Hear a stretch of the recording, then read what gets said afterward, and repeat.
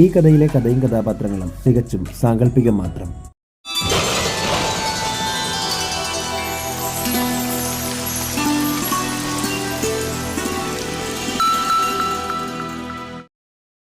ഇതേ സമയം അമൃതയുടെയും അർജുൻ്റെയും റൂമിൽ.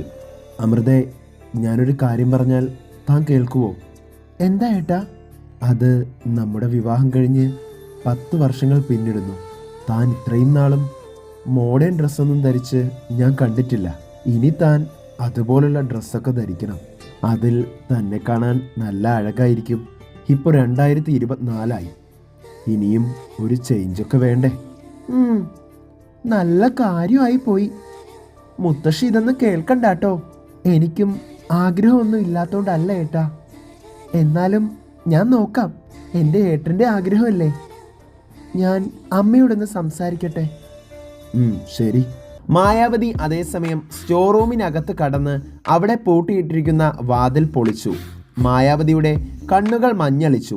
തിളങ്ങുന്ന രത്നങ്ങളും വജ്രങ്ങളും. ഭഗവാനേ, അയ്യോ, ഇതതു തന്നെ. എൻ്റെ ഈശ്വരാ, രത്നങ്ങൾ! ഞാൻ ഈ കാണുന്നത് സ്വപ്നമൊന്നും അല്ലല്ലോ ഭഗവാനെ. ഇനി ഞാൻ ഇവിടെ നിന്നാൽ ശരിയാവില്ല. എല്ലാം കൊണ്ട് മുങ്ങണം. മായാവതി എല്ലാ രത്നങ്ങളും അടിച്ചു മാറ്റി നേരെ ബെഡ്റൂമിലേക്ക് പോയി. നാളെ നേരം വെളുക്കുന്നതും ഇവിടെ നിന്ന് ഞാൻ കടക്കണം. ഇതെല്ലാം വിറ്റ് ഞാൻ കോടീശ്വരിയാവും. അയ്യോ വാ. നേരം വെളുത്തു. അതിരാവിലെ തന്നെ എല്ലാവരും പൂജ നടക്കാൻ പോകുന്നതിൻ്റെ തിരക്കിലാണ്.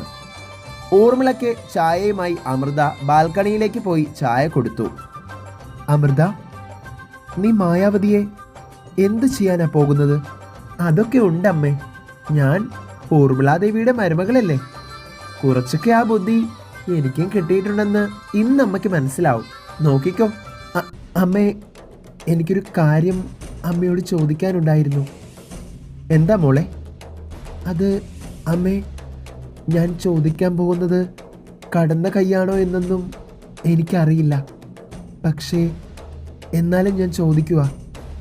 എനിക്ക് ഈ സാരിയൊക്കെ മാറ്റി കുറച്ചുകൂടി അപ്ഡേറ്റഡ് ആയിട്ടുള്ള ഡ്രസ്സൊക്കെ ധരിക്കാൻ ഇപ്പോൾ ആഗ്രഹമുണ്ടമ്മേ. അന്നേരം ഊർമിള അമൃതയെ തുറച്ചു നോക്കി. അമൃത! അമൃത ഒന്ന് പരുങ്ങി. കണ്ണുകൾ നിറഞ്ഞു. അത് അമ്മേ, ഞാൻ... വേണ്ട അമൃതേ, എനിക്കൊന്നും കേൾക്കണ്ട. ഞാൻ 5 വർഷം ജയിലിലായപ്പോ ഇങ്ങനെയായില്ലേ ഈ വീട്ടിലെ കാര്യങ്ങൾ? നീ എവിടെന്നാ വന്നതെന്ന് ഓർമ്മയുണ്ടോ? ഇവിടെ വരെ എത്തി 10 വർഷവും കഴിഞ്ഞ് ഇപ്പോ നിനക്ക് ദേശായി വീടിന്റെ നിയമങ്ങൾ ലംഘിക്കാനും ധൈര്യമായോ? ഇതിനുള്ള ശിക്ഷ നീ അനുഭവിക്കണം. അമൃത അന്നേരം ഒന്ന് പരുങ്ങി. അമ്മേ, ഞാൻ... ഏട്ടൻ പറഞ്ഞു. വേണ്ട അമൃത, എനിക്കൊന്നും കേൾക്കണ്ട. നീ വാ എൻ്റെ കൂടെ. ഊർമിള അമൃതയുടെ കയ്യിൽ പിടിച്ചു വലിച്ചുകൊണ്ട് ഹാളിലേക്ക് പോയി. അമ്മേ, ദേവേട്ടാ, മധു! എല്ലാവരും അങ്ങോട്ട് ഓടി വന്നു. എന്താ ഊർമിളെ, എന്തിനാ നീ ഇങ്ങനെ കിടന്ന് ബഹളം വെക്കുന്നത്? ഈ ദേശായി വീട്ടിലെ നിയമങ്ങൾ എല്ലാവർക്കും ഒരുപോലെയല്ലേ? എന്നിട്ടിപ്പോൾ ഈ അമൃത... ഊർമിള അമൃത തന്നോട് പറഞ്ഞ കാര്യം എല്ലാവരും കേൾക്കെ പറഞ്ഞു. അത് കേട്ടുനിന്ന് എല്ലാവരും ഞെട്ടി. ഒരു നിമിഷം അമൃത കണ്ണുകൾ നിറഞ്ഞൊഴുകി കരയാനായി തുടങ്ങി. പെട്ടെന്ന് എല്ലാവരും പൊട്ടിച്ചിരിച്ചു. അത് കണ്ട് അമൃതയും ആകെ അമ്പരന്നു. അമൃതേ, നിനക്കങ്ങനെ ഒരു ആഗ്രഹമുണ്ടെങ്കിൽ നീ ഇങ്ങനെയാണോ അതെല്ലാം ചോദിക്കേണ്ടത്? ഒരാളുടെ ഡ്രസ്സിംഗ് ഒക്കെ അവരുടെ വ്യക്തിപരമായ കാര്യങ്ങളല്ലേ. സാരി ഉടുക്കണോ അതോ ചുരിദാർ ഇടണോ എന്നെല്ലാം തീരുമാനിക്കുന്നത് അവരവർ തന്നെയാണ്. അമ്മേ, മധു, വർഷേ, ഞാനാണല്ലോ ഇപ്പോൾ ദേശായി വീടിൻ്റെ കാരണവത്തി. ഞാൻ പറയുന്നു, ഇനി മുതൽ വർഷയ്ക്കും അമൃതയ്ക്കും ഒക്കെ അവരവരുടെ ഇഷ്ടത്തിനനുസരിച്ച് വേഷം ധരിക്കാം. അതിന് നമ്മൾ ആരും എതിര് നിൽക്കില്ല. എന്താ അമ്മേ? അതെ, ഊർമിള പറഞ്ഞല്ലോ, അങ്ങനെ തന്നെ ആവട്ടെ. അല്ല മുത്തശ്ശി, ഞാനൊന്ന് ചോദിക്കട്ടെ. ഓരോരുത്തരുടെയും വ്യക്തിപരമായ കാര്യമാണ് ഡ്രസ്സിംഗ് എന്ന് ഇപ്പോൾ ഇളയമ പറഞ്ഞല്ലോ. പിന്നെ എന്താ ഇത്രയും നാളും, അതായത് ഈ 10 വർഷവും ഇതേപ്പറ്റി ഒന്നും പറയാതെ സാരി ഉടുപ്പിച്ച് നടത്തിയിരുന്നത്? ഞാൻ പറയാം വർഷേ, നിങ്ങൾ ഈ കുടുംബത്തിൽ വന്നു കയറുന്ന സമയം തന്നെ എല്ലാ സ്വാതന്ത്ര്യവും തന്നാൽ നിങ്ങൾ എങ്ങനെ പ്രതികരിക്കുമെന്ന് നമുക്കറിയില്ലല്ലോ. അതുകൊണ്ടാ എല്ലാ കാര്യത്തിലും ഒരു നിയന്ത്രണം നമ്മളെ പെൺപട ചേർന്ന് തീരുമാനിച്ചത്, അല്ലേ അമ്മേ? അതേ വർഷേ, വീട്ടിൽ വന്നു കയറുന്ന മരുമക്കൾ ആ വീടിനോട് ആദ്യം ഇടപഴകണം. ആ വീടിൻ്റെ നന്മയ്ക്ക് വേണ്ടി പ്രവർത്തിക്കുന്നവരായിരിക്കണം. ഇപ്പോൾ 10 കൊല്ലം കഴിഞ്ഞു. ശരിക്കും നിങ്ങൾ രണ്ടുപേരും ദേശായി കുടുംബത്തിന് ഒരു മോശക്കേടും വരുത്തി വെച്ചിട്ടില്ല. അതുകൊണ്ട് തന്നെ വേഷധാരണത്തിലുണ്ടായിരുന്ന വിലക്ക് നമ്മളെല്ലാം ചേർന്ന് എടുത്തങ്ങ് മാറ്റുന്നു. എല്ലാവരും ഒന്ന് പുഞ്ചിരിച്ചു. അന്നേരം അർജുൻ അമൃതയെ നോക്കി ഒന്ന് സൈറ്റടിച്ചു. ഒന്ന് പോയി. ആ സംസാരിച്ചു നിൽക്കാതെ എല്ലാവരും അവരവരുടെ ജോലികൾ നോക്കിക്കേ. മേവത്തൂർ തിരുമേനി ഉടൻ വരും. പൂജ രാവിലെ 11 മണിയാകുമ്പോൾ തുടങ്ങാനുള്ളതാ. അല്ല അമൃതേ, നീ എന്ത് ഐഡിയയാ മായാവതി ഒഴിവാക്കാൻ കണ്ടുവച്ചിരിക്കുന്നത്? ഇനി അതിൻ്റെ ആവശ്യമൊന്നും വരില്ല അമ്മേ. എൻ്റെ അമ്മ രാവിലെ തന്നെ പോയി.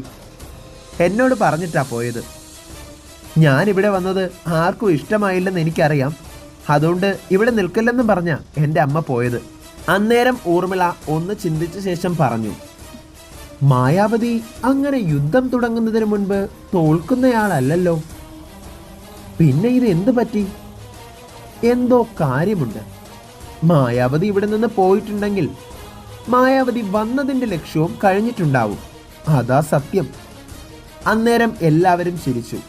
അപ്പോൾ വർഷ മനസ്സിൽ ചിന്തിച്ചു, അല്ല, ഇളയമ്മ പറഞ്ഞ പോലെ അമ്മയെങ്ങാനും ഇനി ആ ലക്ഷ്യം നിറവേറ്റി കാണുമോ?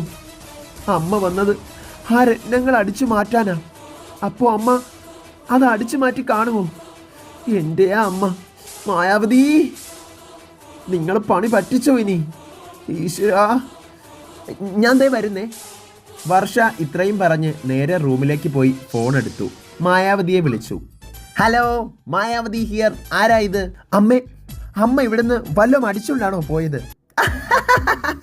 എന്തടിച്ചോണ്ട് പോയ കാര്യമാണ് വർഷേ നീ പറയുന്നത്? ഞാനിപ്പോ നല്ല തിരക്കിലാ. വല്ല കാര്യം ഉണ്ടെങ്കിൽ പറ വർഷേ.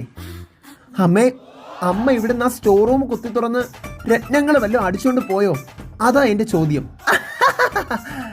ഏടി മോളെ, ഞാൻ പറഞ്ഞിരുന്നില്ലേ, എൻ്റെ ലക്ഷ്യം ഞാൻ നിറവേറ്റി കഴിഞ്ഞു. ഈ മായാവതി ഇനി വെറും മായാവതി അല്ല, മായാവതി ദേവിയാണ്. മായാവതി മെൻഷനിലെ മായാവതി ദേവി. ഞാനിനി 900 കോടി ആസ്തിയുള്ള കോടീശ്വരിയാണ്. 900 കോടി ആസ്തിയോ? അതെ, ഒരു കല്ലിന് 100 കോടി വെച്ച് ആ 9 രത്നങ്ങൾക്കും കൂടി 900 കോടി. അമ്മേ, അപ്പോ അമ്മ ശരിക്കും അതൊക്കെ മോഷ്ടിച്ചോ? അതെങ്ങാനും അമ്മ അടിച്ചുകൊണ്ട് പോയെന്ന് ഇവിടെ ഉള്ളവരറിഞ്ഞാൽ പിന്നെ എൻ്റെ കാര്യം കട്ടപ്പോകയാ. ഞാൻ പിന്നെ അവിടെ വന്ന് നിൽക്കേണ്ടി വരും. നീ ഇങ്ങ് വാടി മോളെ. നിനക്ക് ഈ ദേശായി കുടുംബമൊക്കെ ഇനി എന്തിനാ? ഈ മായാവതി മെൻഷൻ ഉള്ളപ്പോ പിന്നെ എന്ത് ദേശായി? അപ്പൊ ശരി, നീ കുറച്ചു കഴിഞ്ഞ് TV ഒക്കെ ഒന്ന് വെച്ച് നോക്കണം. അപ്പൊ നിനക്ക് ഈ കോടീശ്വരിയായ മായാവതി ദേവിയുടെ ഇന്റർവ്യൂ കാണാൻ പറ്റും. ഇപ്പോ ഞാൻ കുറച്ച് തിരക്കിലാ. അപ്പൊ ശരി.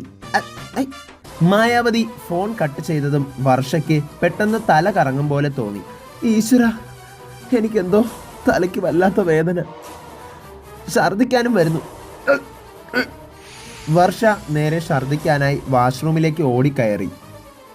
ഛർദിച്ചു. ഭഗവാനെ, എനിക്കിത് എന്താ പറ്റിയേ? ശേഷം വർഷ പുറത്തേക്ക് വന്നതും അവിടെ മധുമതി നിൽക്കുന്നത് കണ്ടു. വർഷമോളെ, നീ വീണ്ടും? സന്തോഷായി മോളെ, അമ്മയ്ക്ക് സന്തോഷായി. ഊർമിളെ, അഭിഷേക്, അമ്മേ, അമൃതേ, എല്ലാവരും ഒന്ന് ഇങ്ങോട്ട് വന്നേ. എല്ലാവരും വന്നു. എന്താ മധു? അത് ഊർമിളെ, നമ്മുടെ വർഷ 2ാമത് പ്രഗ്നന്റാ. വർഷ അന്നേരം കുഴഞ്ഞു വീണു. ഈശ്വര,